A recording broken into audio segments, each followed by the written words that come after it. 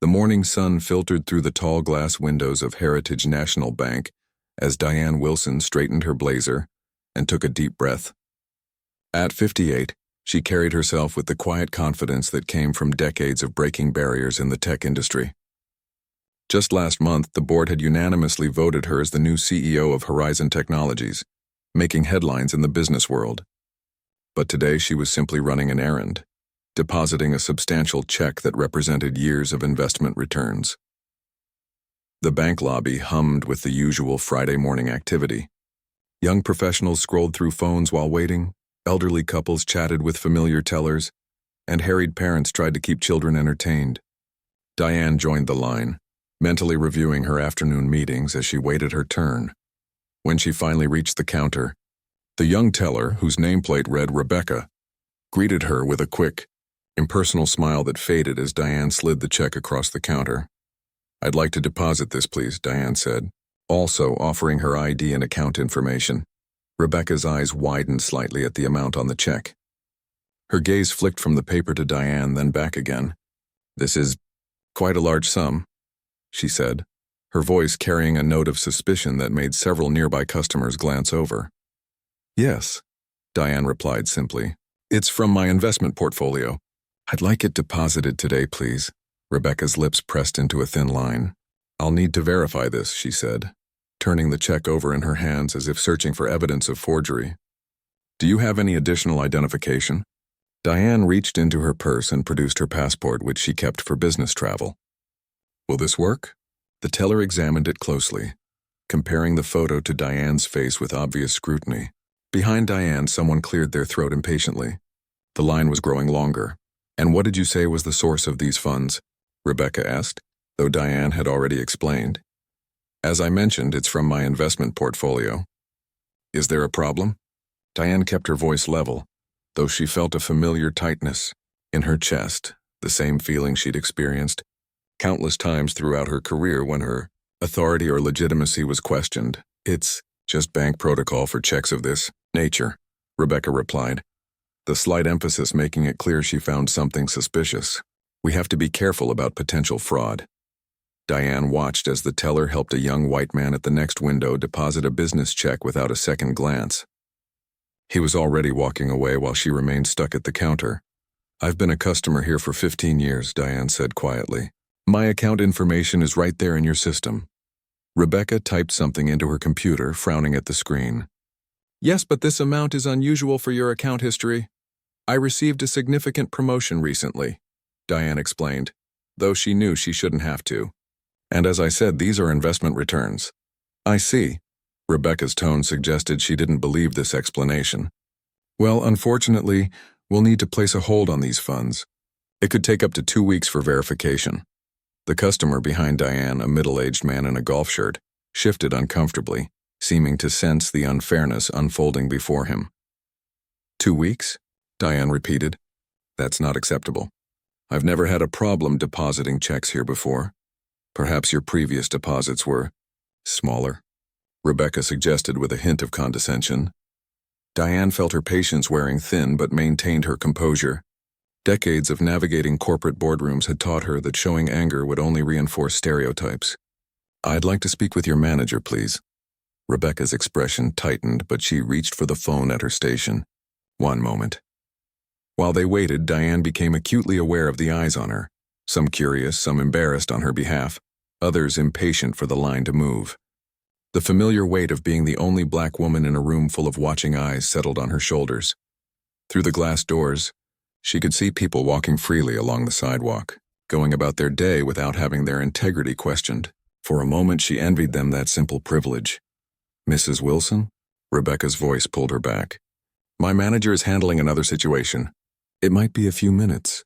"It's Miss Wilson," Diane corrected gently, "and I'm happy to wait." Rebecca nodded stiffly and turned to help the next customer, leaving Diane standing awkwardly to the side of the counter. She checked her watch. She had a video call in 45 minutes that she couldn't miss. This was supposed to be a quick errand. The massive digital display mounted on the lobby wall cycled through various advertisements for the bank's services. Diane watched absently as smiling faces promoted credit cards, home loans, and retirement accounts. The actors in these commercials represented a carefully calculated diversity that the bank apparently valued in its marketing, if not in its treatment of actual customers. A young bank employee approached her with an apologetic smile. "Can I get you some water while you wait?" he offered, seeming genuinely concerned. "Thank you," Diane accepted, grateful for the small kindness. As she sipped the water, Diane reflected on how familiar this scenario was. Despite her advanced degrees, her executive position, her carefully chosen attire, and her meticulously professional demeanor, she still encountered these barriers. Her son had experienced similar treatment earlier in his career, until his face became recognizable enough that people began treating him differently. The thought of her son brought a small smile to her face. Thomas had always been driven, determined to change systems from within. After seeing his mother navigate these indignities throughout his childhood, he'd channeled his frustration into his work. Now at 34, he had become a respected voice in financial technology, focusing on making banking more accessible and equitable for everyone. "Ms. Wilson?" A man in a crisp suit approached her. "I'm Anthony Parker, the branch manager. I understand there's an issue with your deposit?" "Yes," Diane said, straightening. "Your teller is refusing to process my check without an extended hold, though I've been a customer here for 15 years without incident."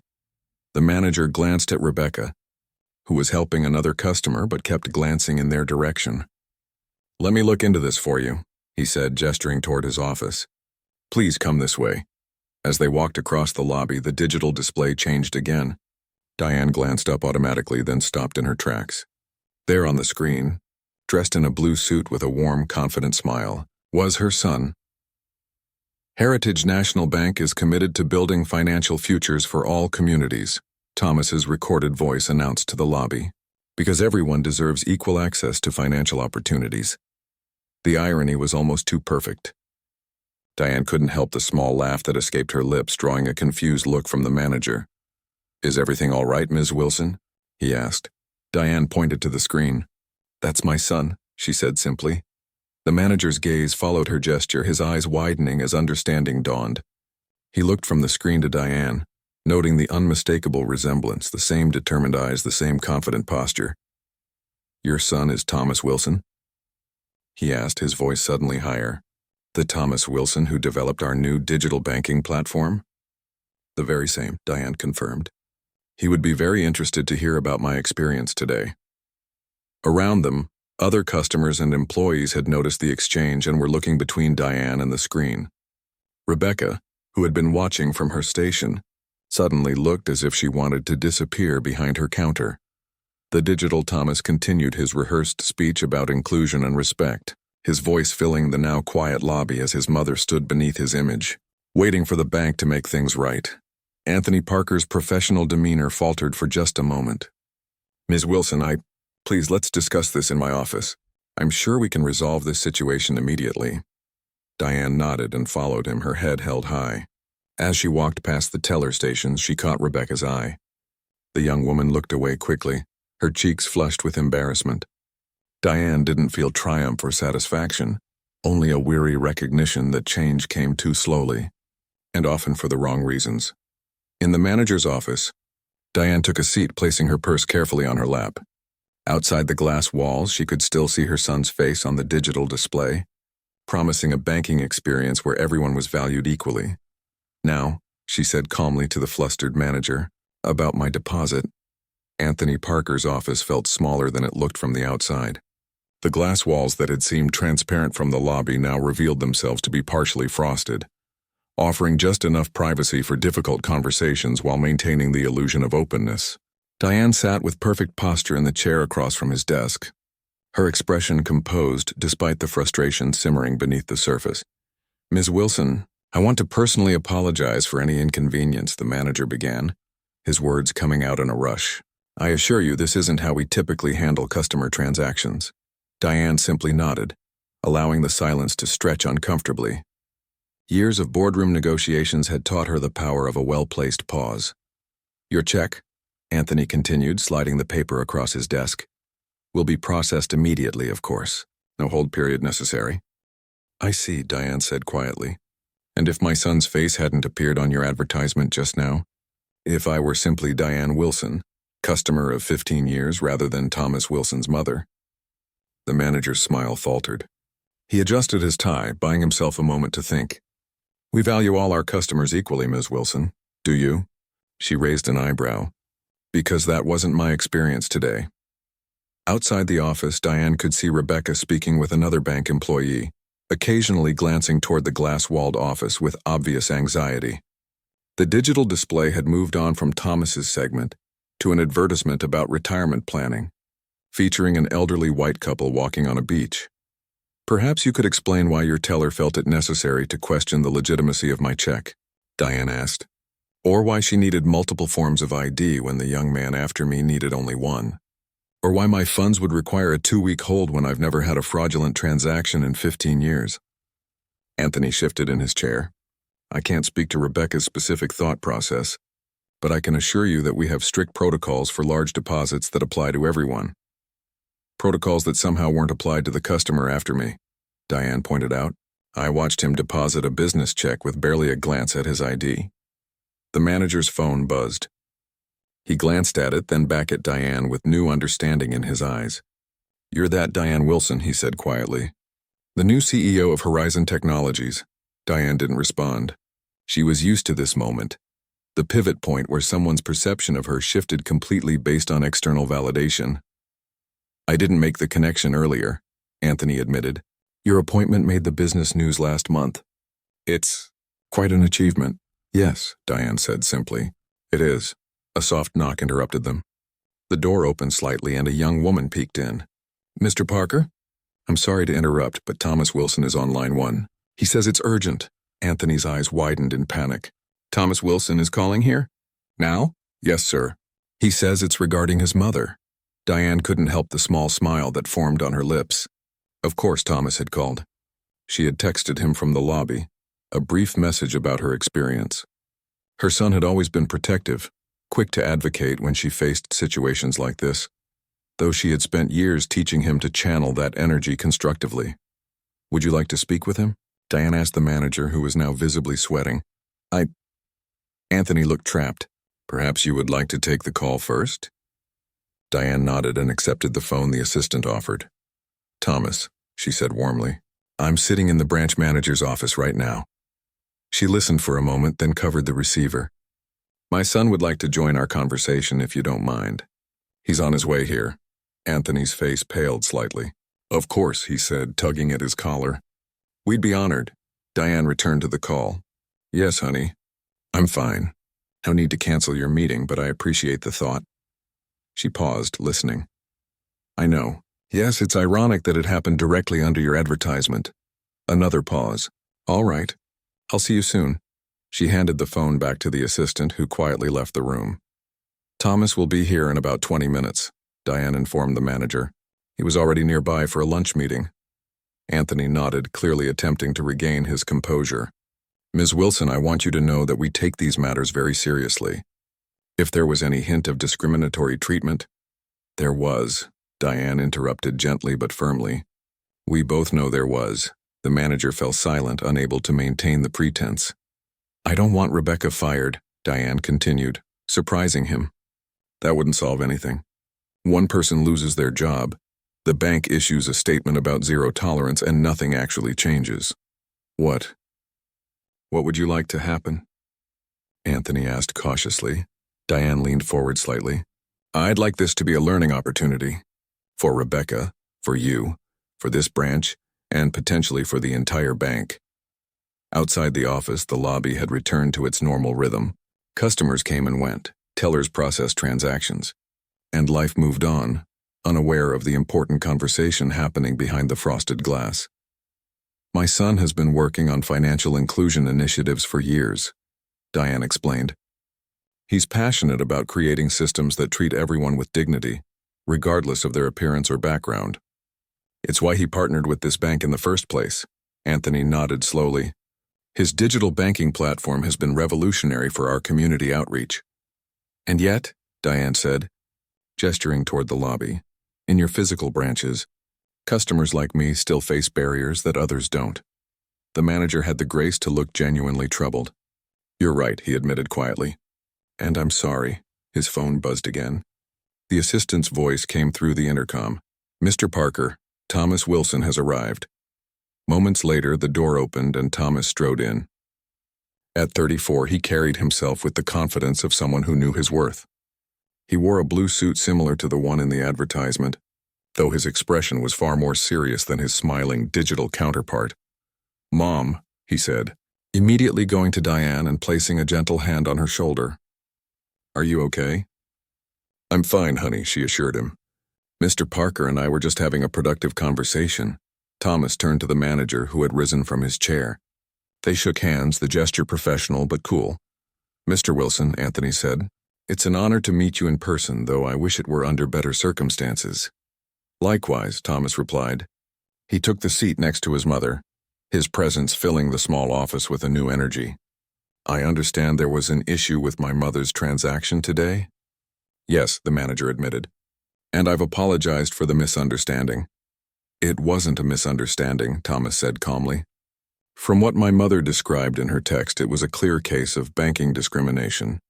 The same kind of discrimination that inspired me to develop the platform your bank has been advertising on that screen out there." Anthony nodded, unable to deny it any longer. "You're right," he said, "and I'm truly sorry." A moment of silence fell over the office. Outside, the bank continued its business. The digital display cycled through its advertisements, eventually returning to Thomas's segment about financial inclusion. "So," Thomas finally said, his voice level but firm, "what happens now?" Diane watched her son with quiet pride. He had learned to channel his anger into action, to push for change rather than simply pointing out problems. She had taught him that, just as her own mother had taught her. "Your mother suggested this could be a learning opportunity," Anthony said. "And I agree." Thomas glanced at Diane, a small smile playing at the corners of his mouth. "That sounds like Mom," he said. "Always teaching even when she has every right to be angry. I'd like to invite both of you to help us develop better training for our staff," Anthony proposed, his voice gaining confidence as he spoke. "We clearly have blind spots that need addressing." Diane considered this. "That's a start," she acknowledged. "But systemic issues require systemic solutions. One training session won't change a culture." "What if it wasn't just one session?" Thomas suggested, leaning forward. "What if we created an ongoing program? Something that could be implemented across all branches?" Anthony looked between mother and son, seeing the same determination in both their eyes. "I'd need to speak with regional management, but I think they would be receptive. Especially with your involvement, Mr. Wilson."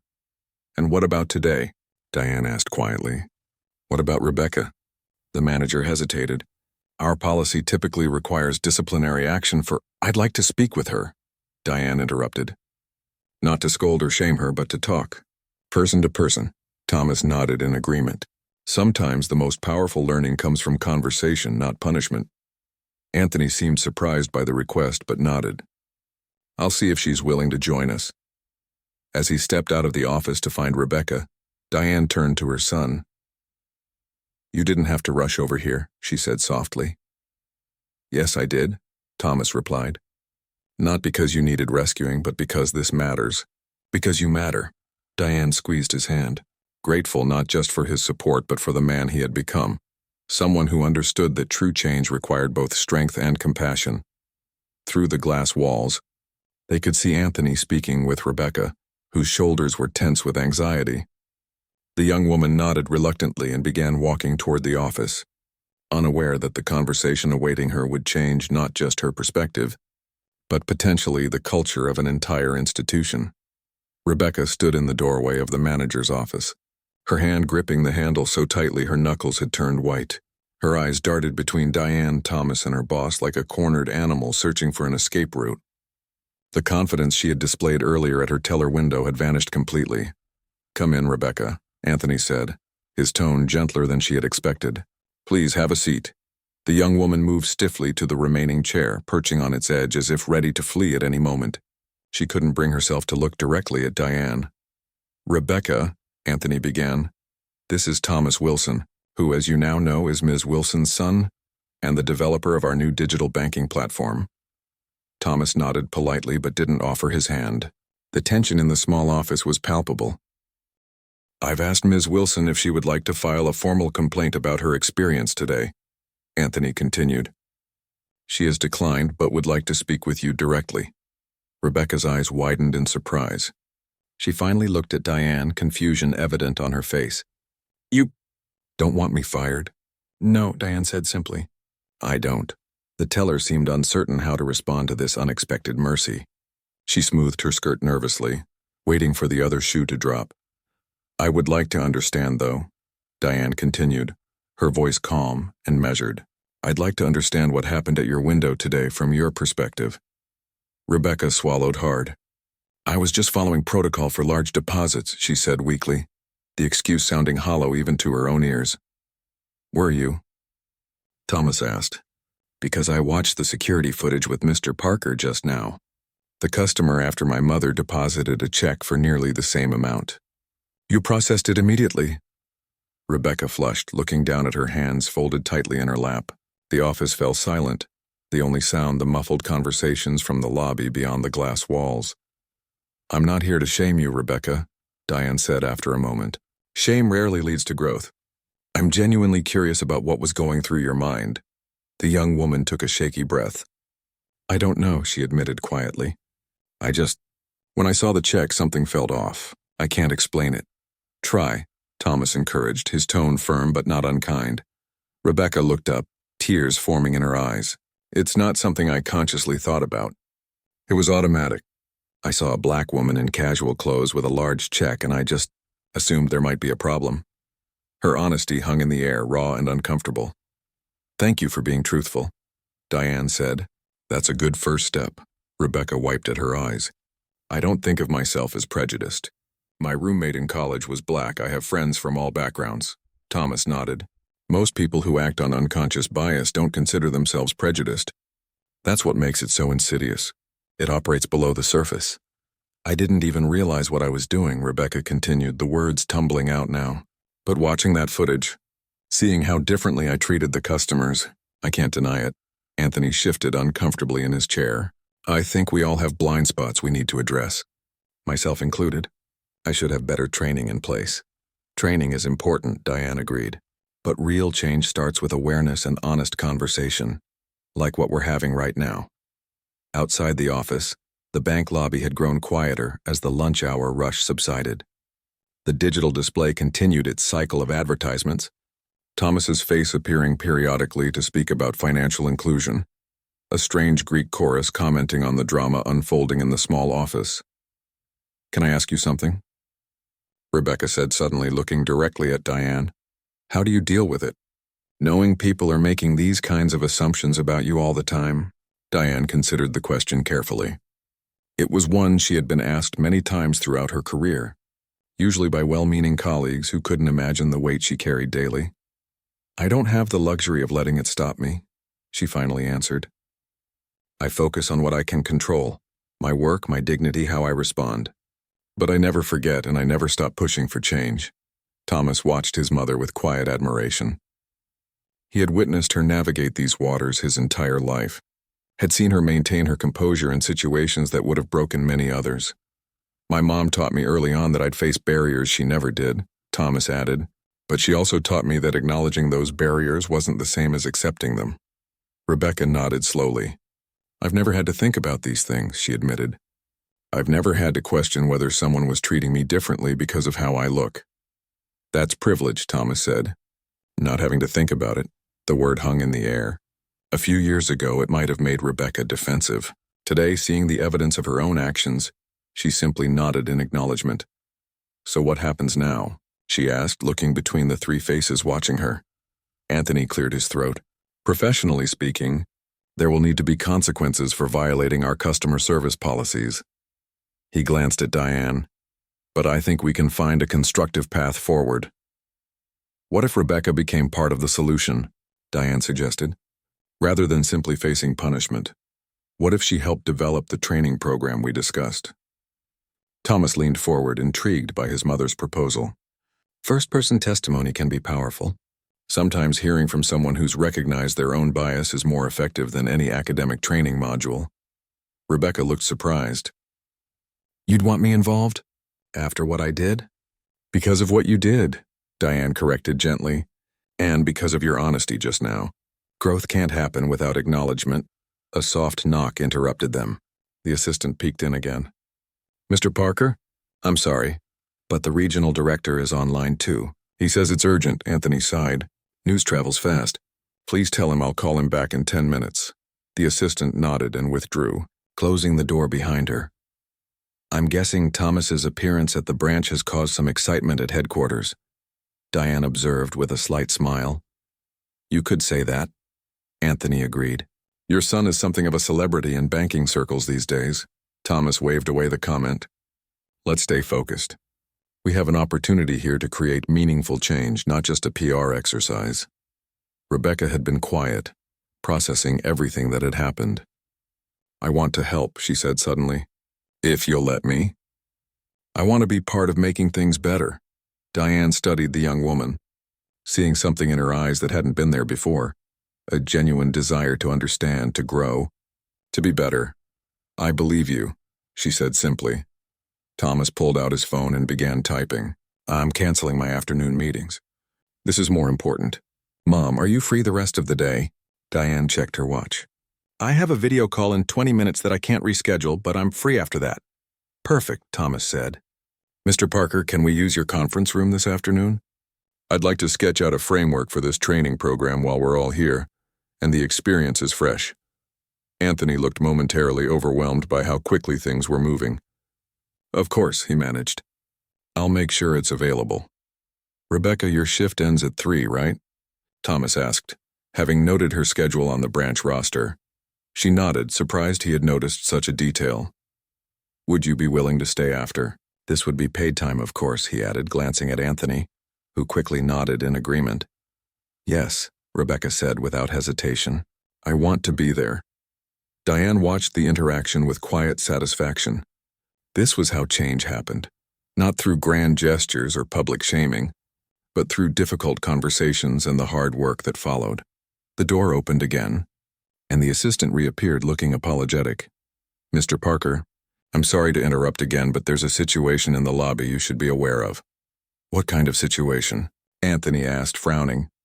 Well, the assistant hesitated. It seems someone recognized Mr. Wilson from the advertisements. Word has spread that he's here, and there's quite a crowd gathering. Some of our customers are asking for photos, and a few people have come in off the street. Security is getting concerned, Thomas sighed. I should have anticipated this. Perhaps we should move to the conference room now, Anthony suggested. It's more private, away from the lobby and those glass walls. As they stood to leave, Diane placed a gentle hand on Rebecca's arm, stopping her momentarily. Thank you, she said quietly, so only the young woman could hear. For what? Rebecca asked, confused. I'm the one who treated you poorly. Diane smiled, the lines around her eyes crinkling with genuine warmth. For being willing to learn. Many wouldn't be. They followed the men out of the office, making their way through the back hallway to avoid the curious onlookers in the lobby. As they walked, Diane caught a glimpse of the digital display through an open door. Her son's face smiled back at her, promising a banking experience where everyone was treated with dignity and respect. For the first time that day, the message felt like more than just empty marketing. Perhaps it could become reality after all. The conference room felt like a sanctuary after the growing commotion in the lobby. Located at the back of the bank, its windows faced a small courtyard rather than the street, shielding them from curious onlookers. Anthony closed the door behind them, the soft click sealing them away from the outside world. I apologize for the circus out there, he said, gesturing for everyone to take seats around the large oval table. We weren't prepared for this level of attention, Thomas shrugged good-naturedly. It happens sometimes. The ads have been running for a few weeks now. I need to make that video call, Diane said, checking her watch. Is there somewhere private I could use? Of course, Anthony replied. You can use my office. I'll show you back.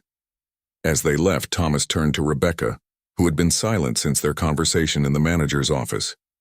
She sat with her hands folded tightly in her lap, eyes fixed on the polished surface of the conference table. You okay? Thomas asked gently. Rebecca looked up, startled by the question. I don't understand why you're being so nice to me, she admitted. After what I did to your mother, Thomas considered this. My mom has dealt with situations like this her entire life, he said finally. She's had two choices. Let the anger consume her or channel it into something productive. She's always chosen the latter. She's remarkable, Rebecca said quietly. She is, Thomas agreed. But she shouldn't have to be. That's the point. He pulled out his laptop and set it on the table, opening it to reveal dozens of open tabs and documents. I've been working on financial inclusion initiatives for years, but they've mostly focused on digital access, not in-branch experiences. Today showed me a blind spot in my own work. Rebecca watched as he began organizing his thoughts, creating a new document with rapid keystrokes. What are you working on? A framework for what we discussed earlier, Thomas explained. A training program that goes beyond the usual corporate diversity seminars. Something with real teeth. From his briefcase, he pulled out a small notepad and pen, sliding them across the table to Rebecca. While we wait for the others, would you mind writing down what happened today? The whole interaction with my mother. From your perspective, every thought, assumption, and decision point. Rebecca took the notepad hesitantly. Everything? Even the unflattering parts? Especially those, Thomas said. We can't address what we don't acknowledge. She nodded and began writing, her pen moving slowly at first, then with increasing speed as she reconstructed the morning's events. Thomas returned to his laptop, occasionally glancing up to check on her progress. The door opened and Anthony returned. Your mother is all set up in my office, he told Thomas. She said she'll join us after her call in about 30 minutes. Perfect, Thomas replied. That gives us time to lay some groundwork. Anthony took a seat, loosening his tie slightly. The formal demeanor he had maintained earlier was giving way to something more genuine. I've spoken with our regional director, he said. He's very interested in what we're developing here. I bet he is, Thomas said with a knowing smile, especially once he realized who was involved. There's significant concern about potential media coverage, Anthony admitted. But I made it clear that this isn't about damage control. It's about meaningful change. Thomas nodded approvingly. Good. Because if this is just a PR exercise, I'll walk away, and I'll take our banking platform with me. The statement hung in the air, its implications clear. The bank had invested millions in Thomas's digital banking solution, which had been revolutionary for their mobile and online services. Losing it would be catastrophic. It won't be, Anthony assured him quickly. The director authorized me to allocate resources for whatever program we develop. He wants regular updates, but otherwise we have autonomy. Rebecca looked up from her writing. He agreed to that so easily? Well, Anthony said with a slight smile, having the face of our national advertising campaign personally involved is a powerful motivator, and the potential PR disaster of having our spokesperson pull out because his mother was discriminated against by one of our tellers, that's a nightmare scenario for any bank. Thomas laughed, a genuine sound that lightened the atmosphere in the room.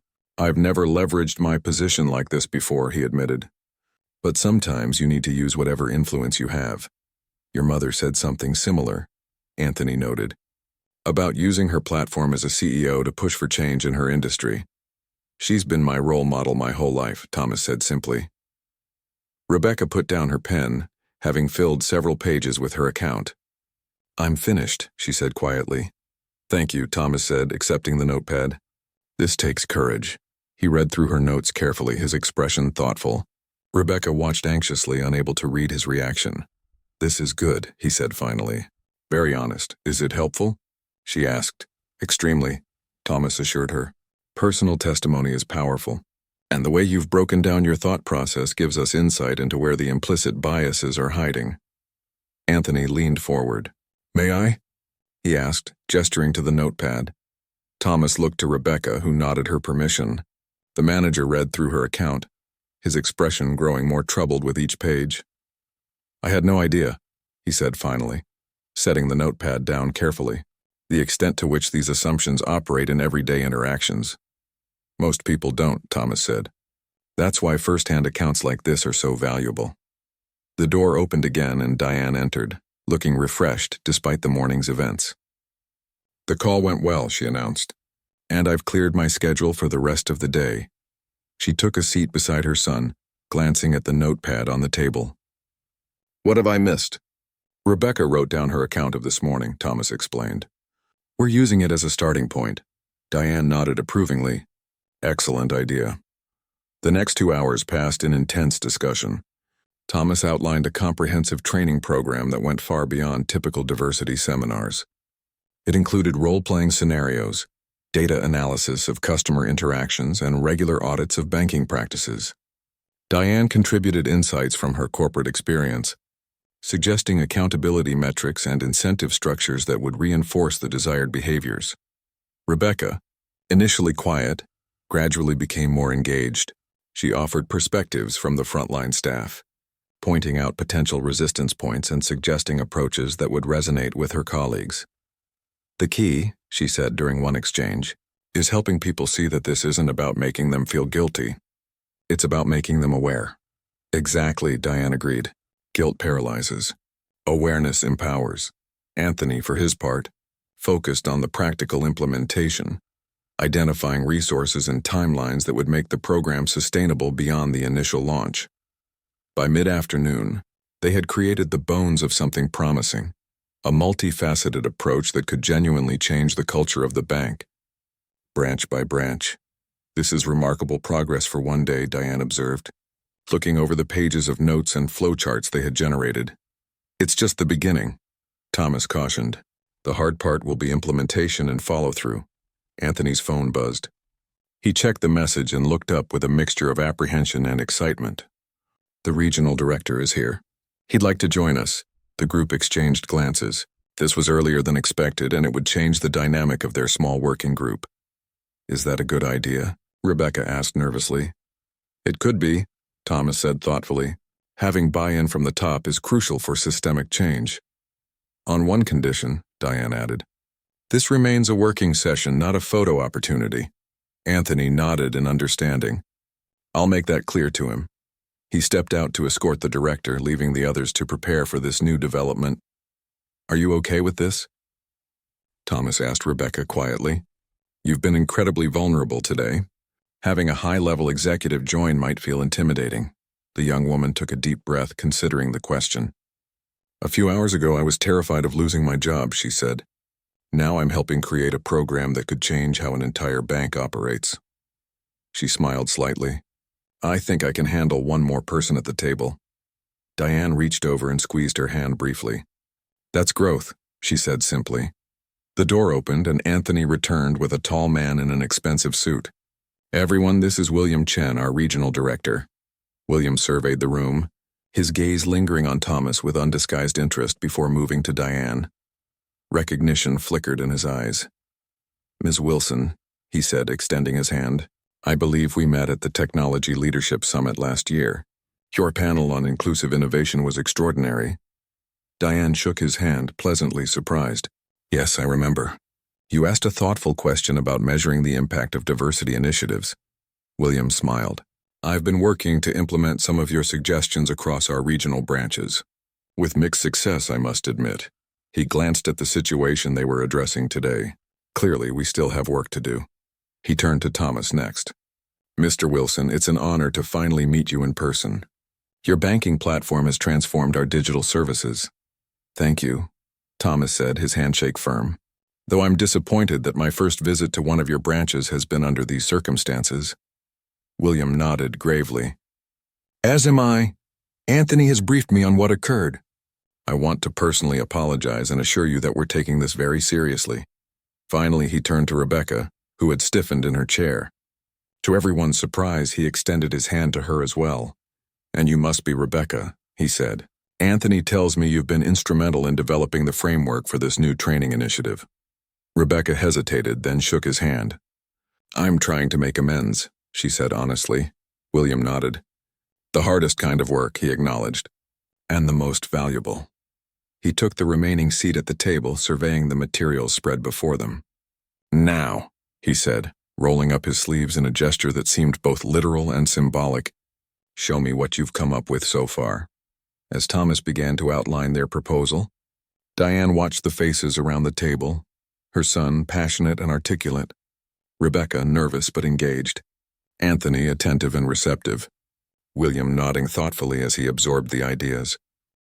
From an awful beginning had come something unexpected, the spark of genuine change. There would be challenges ahead, resistance to overcome, systems to dismantle and rebuild. But in this moment, in this room, something important was happening. Diane thought of her own mother, who had faced barriers far greater than the one she had encountered today. What would she think of this scene? Her daughter and grandson working to transform the very institutions that had once excluded them. She would be proud, Diane decided. But she would also say their work was just beginning. 6 months later, Diane pulled open the heavy glass door of Heritage National Bank, the same downtown branch where it had all begun on that fateful Friday morning. The familiar scent of coffee from the small refreshment area mingled with the cool air conditioning. But much had changed since her last visit. The security guard, a middle-aged man with kind eyes, greeted her by name. "Good morning, Ms. Wilson. They're expecting you in the conference room." "Thank you, Robert," she replied with a warm smile. Over the past months, she had come to know many of the staff on a first-name basis. As she walked through the lobby, she noticed the subtle but significant changes. New signage in multiple languages welcomed customers. The teller windows had been redesigned to be more accessible, with lower counters at several stations. And most notably, the staff reflected the diversity of the city itself, something that hadn't been true 6 months ago. The massive digital display that had once shown Thomas's face now cycled through a series of advertisements featuring real customers, sharing their banking experiences. Diane paused to watch as an elderly Vietnamese couple described how a teller had spent an hour helping them understand their retirement options. The ad was subtitled in both English and Vietnamese. "What do you think?" a voice asked from behind her. Diane turned to see Rebecca approaching, a portfolio tucked under her arm. Gone was the nervous teller from 6 months ago. In her place stood a confident young woman in a well-tailored blazer, her employee badge now indicating her role as Customer Experience Specialist. "It's wonderful," Diane said genuinely. "Their story comes through so authentically." Rebecca nodded. "That's what we've been aiming for.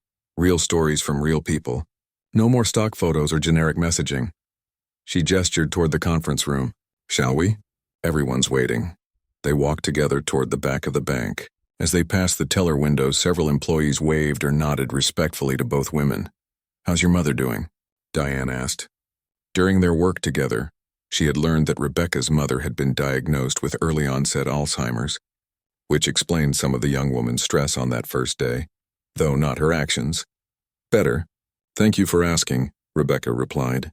"The new medication seems to be helping, and my sister moved back to town last month, so we're sharing caregiving responsibilities now." "I'm glad to hear that," Diane said. "Caregiving can be overwhelming when you're doing it alone." Rebecca nodded gratefully. "Thomas mentioned that you cared for your mother in her final years. Your advice has been invaluable." They reached the conference room, which was now labeled Community Partnership Center, on a sleek new plaque. Inside, a diverse group of people had gathered around the table, engaged in animated conversation. Thomas sat at the center, gesturing as he explained something to William Chen and Anthony Parker. Next to them was a woman in her 60s whom Diane recognized as the head of a local community development organization. Several other bank employees and community representatives completed the group. Thomas looked up as they entered, his face breaking into a wide smile. "Mom, perfect timing." He stood to greet her with a hug. "We were just reviewing the 6-month impact report." "Don't let me interrupt," Diane said, taking a seat next to a young man she didn't recognize.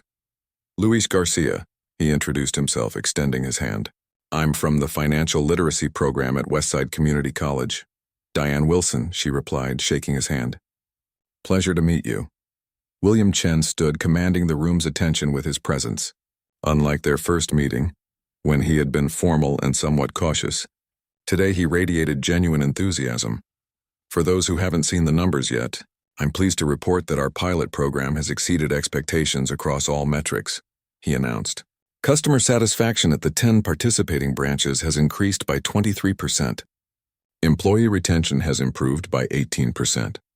And most significantly, we've seen a 32% increase in new accounts opened by customers from historically underbanked communities." Approving murmurs circulated around the table. "The training program developed by our team here," William continued, nodding toward Rebecca, Thomas, and Anthony.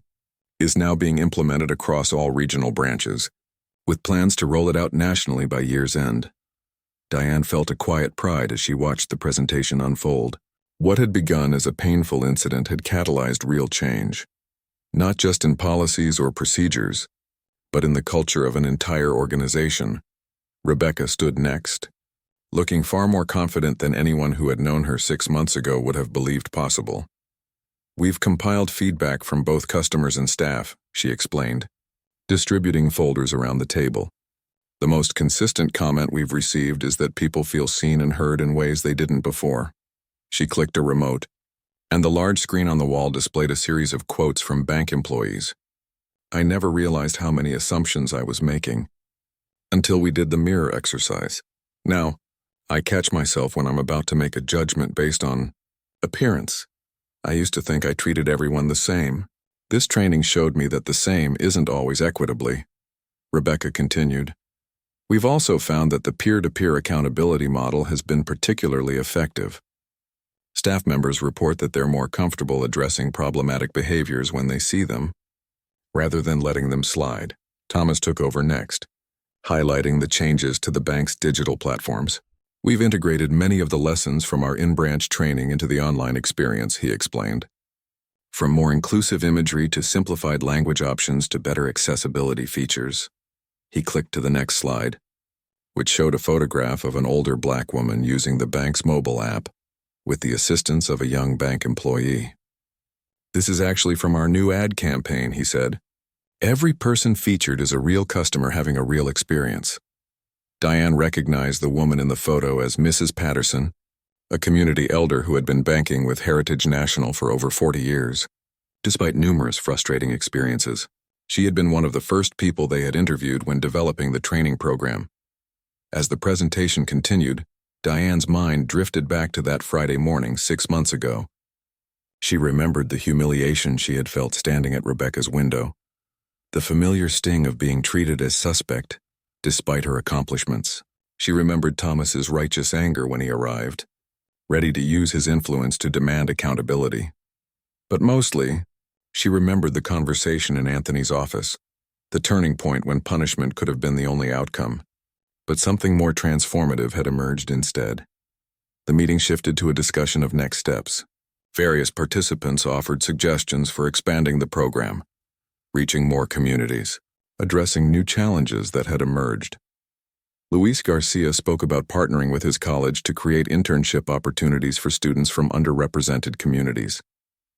"Many of our students have never seen people who look like them working in financial institutions," he explained. "Having visible role models makes a huge difference," William nodded. "We're committed to changing that perception. In fact, our latest recruitment drive specifically targeted graduates from historically Black colleges and Hispanic-serving institutions." "And how's that going?" Diane asked.